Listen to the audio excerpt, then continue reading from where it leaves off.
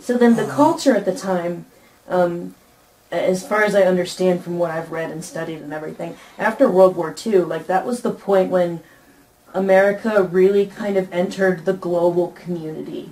Whether it was a force for good or ill, you know, that's beside the point. Mm-hmm. They were just gearing up for the Cold War.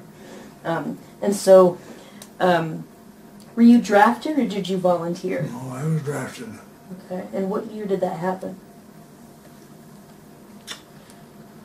1950, late 1951. Wow. And by that point... Honey, you didn't go in until after we were married. We were That's married in right. 52. Oh, that's right, late 1952. So you went in 52. Yeah. So it was actually before you were drafted then that you met Maxine, and you actually got Yeah. married. So, because I wondered if, because obviously I didn't know, if the war had had any impact on when you guys decided to get married. Yes. Yes, it did. Okay. Yes. He came up, I was working in South Bend, he came up to the apartment, and I wanted a June wedding. And he said, honey, I'll get married before I go into service. Mm-hmm. So we got married in February.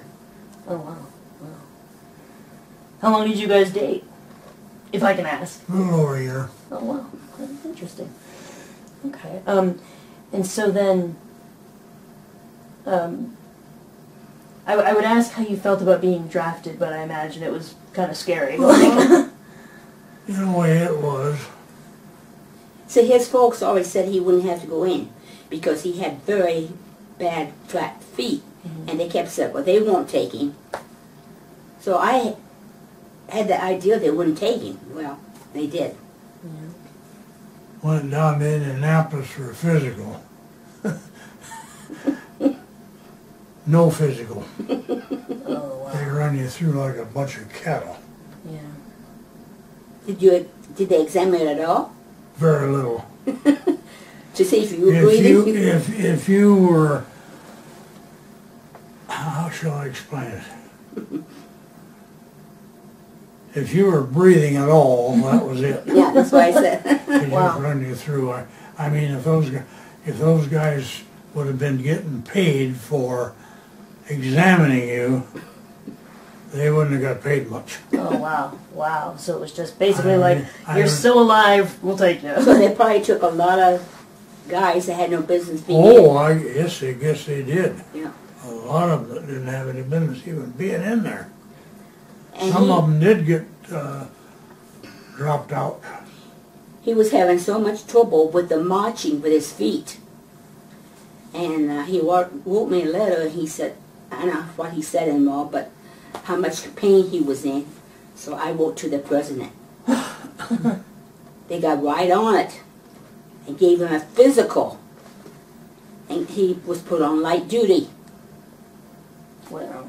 I'd start out, I'd march with the group till my feet gave out, and I'd sit down on the side of the road until the mess truck come along, and I'd ride that the rest of the way out. Ain't bad. You know people in good places. So that goes to show you what a wonderful President Truman was. Indeed. So I'm kind of curious, after World War II, and, you know, the generation after, you know, the veterans who went to World War II, did you view, at first at least, you know, that the conflict in Korea would be like your World War II? No, altogether different. Wasn't that bad. I was in a port construction company, and we were responsible for all the ports in South Korea. And I never will forget one incident at Mason, which was down a ways from Tucson. There was a seawall went down. And of course I didn't know it at the time myself. But when you pour concrete in water, it has to be a different consistency than it does on dry land. Oh. Well, I didn't know that myself. Yeah. And so there was a lieutenant, he was the first lieutenant, was in charge of the construction platoon. And the captain of the company called in the sergeant, and sent him down there to rebuild a seawall. When I got down there, the sergeant told the lieutenant, he says, you can't pour the water, the seawall part of it that's in the water, the same consistency as above water. He says, it says here I can. He went to the book and looked it up. I'm telling you, it won't work. I am the lieutenant. I will do that my way. No. Famous last words. They no more than got back until the seawall went down. Ooh, wow. So the captain calls the lieutenant in and talks to him, and he talks to the sergeant separately. Go back down. The lieutenant was in charge of procuring everything, but the sergeant was in charge.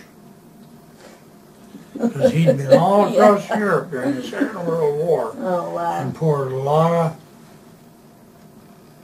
concrete in rivers over there for bridges. Yeah. And he knew what he was talking about. So he was in charge when they got back over there. And it stayed up. Last time I knew it was still up when we left. Wow. That's such a, like, I don't know, permeates the culture when you get into that young officer and they think they know what they're doing because they got a couple little bars down here, and it's like, listen to your sergeant. Just listen to your sergeant. They know what they're doing. Yeah. Yeah, sergeants run the companies. Pretty much, yeah. That's a first sergeant. He's a master sergeant with a diamond in between there. Yep. And he runs the company. And what was so bad about World War II was the way they killed so many of the Jews. Well, yeah, oh, absolutely. And I mean, I don't think that the conflicts obviously were very different, but I guess I meant more of like before you went over there and before, everyone really got kind of entrenched over there in what was going on.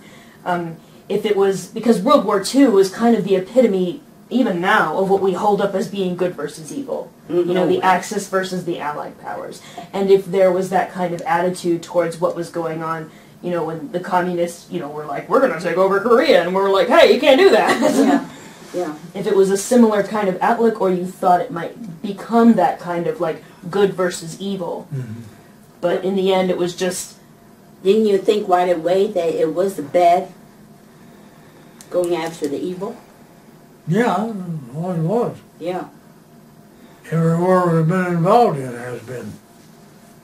But there's just like especially with conflicts like Vietnam, and then what we're dealing with over in the Middle East right now. There's a lot of gray, and so there's a lot more hesitancy to kind of paint it as black and white. Religion definitely always adds, because once you get folks that are emphatic that they're right and that they're morally correct, it's very hard to talk them down from something like that. Definitely, no matter what religion you're part of. You can't deal with them. Yeah, it becomes because for them it's a question of right and wrong, and for people outside of that, they're like, dude, you need to chill.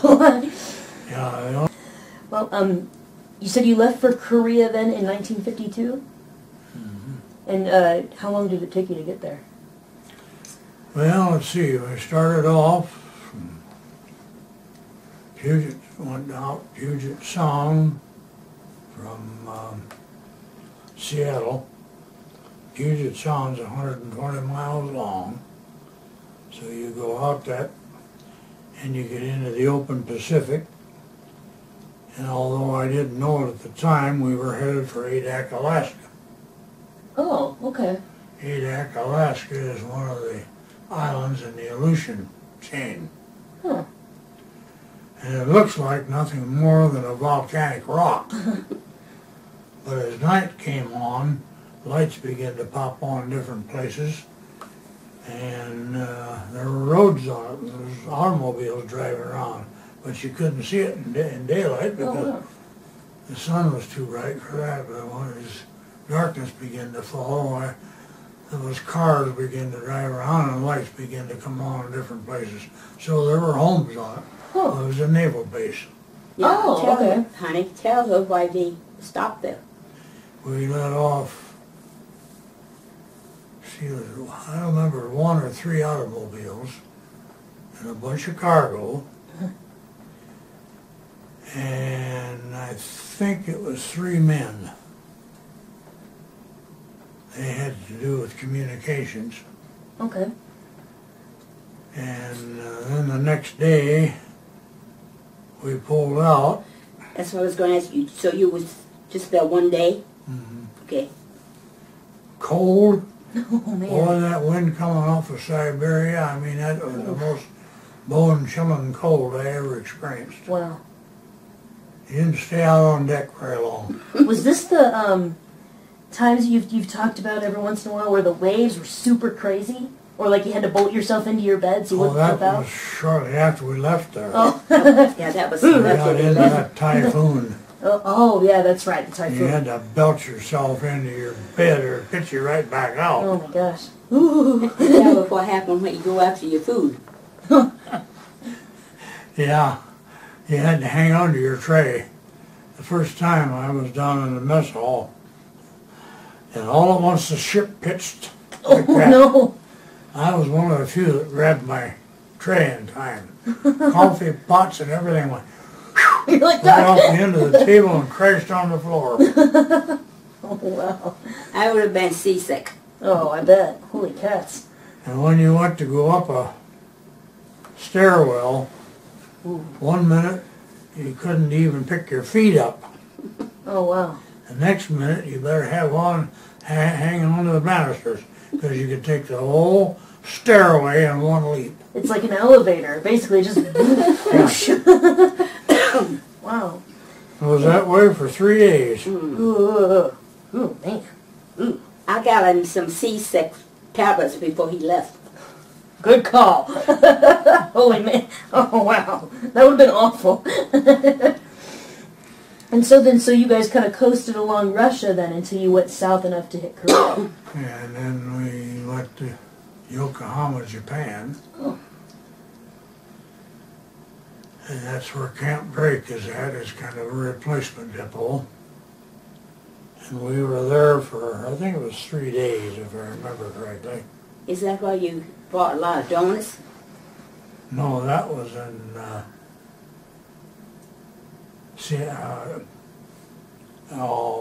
Fort Lawton in the U.S. Okay. where we lived on donuts 3 times a day. You're like, oh, no. I couldn't even look a donut in the face for a long time. So So- that's the only food you had? Well, because Well, why you stand in line at the mess hall, and you had to stand in line and wait and wait and wait. So that's Because right. there's so Okay. many of us. Oh, yeah, that, So I've we been found- there, yeah, definitely. Yeah. So then, was this your first time being out of the country then? Yeah. So then, did you get to see any of Japan, or was it just kind of Oh, like yeah, you I view got it from to see the... some of it. Got to see my first bullet train. Went underneath us, and it was gone almost before you got to look at it. It was going so Wow, fast. I didn't know those were... 120 miles an hour. Oh, Now, I didn't know those were, like, I thought those were a lot more modern. while you were in Japan, where did you stay? On the ship? Oh, Fort Camp Drake, Japan. Okay, so you Stayed in had bunks. barracks there. You had bunks to stay at. Okay, how long you were there? 3 days then. I think it was, if I remember correctly. Wow. Then they get you up real early in the morning, turn your bedclothes in, roll up your mattress, then you sit and wait. Oh, no. And you wait. And pretty soon, finally, you go to the mess hall and eat. And you come back and you wait some more. And finally, you go out and get on board ship. That hurry up and wait adage Mhm. comes from the military. Constantly. We got to call it the Russian Army. Oh, You call it what, honey? Got to call it the Russian Army. Yeah. that's bad. Russian wait.